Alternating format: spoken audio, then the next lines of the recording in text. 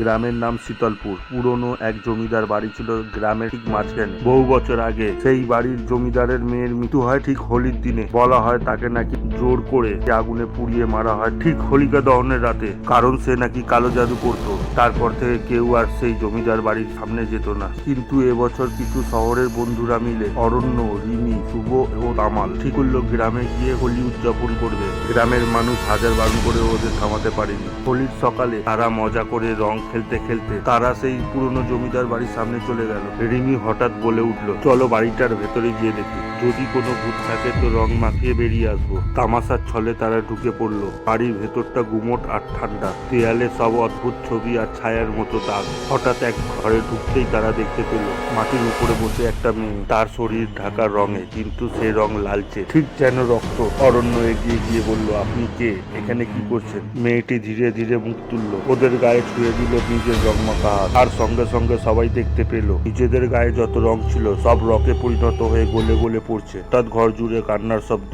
আর এক পিসানি ভয়ানক আওয়াজ, আমার হোলির রং রক্ত ছাড়া কিছু না। বন্ধুরা দৌড়ে পালাতে গেল, কিন্তু দরজা বন্ধ, জানলা বন্ধ, আর সেই মেয়ে ধীরে ধীরে তাদের দিকে এগিয়ে আসছে। কারুর গলায়, কারুর হাতে বসে যাচ্ছে লালচে ছাপ, যেন কেউ আঁচড়ে দিচ্ছে। শেষে জানলার কাঁচ ভেঙে তারা কোনো মতে বেরিয়ে পড়লো, আর পেছন ফিরে দেখে পুরো জমিদার বাড়ি লাল রঙে ভেসে যাচ্ছে। তারপর থেকে কেউ আর সেই বাড়ির ধারে কাছে যায় না। শোনা যায় যারা হোলির দিনে রং নিয়ে ওই বাড়ির সামনে যায় তাদের গায়ে রঙের বদলে লেগে যায় রক্তের ছাপ, আর সেই দাগ কোনোদিনও ওঠে না।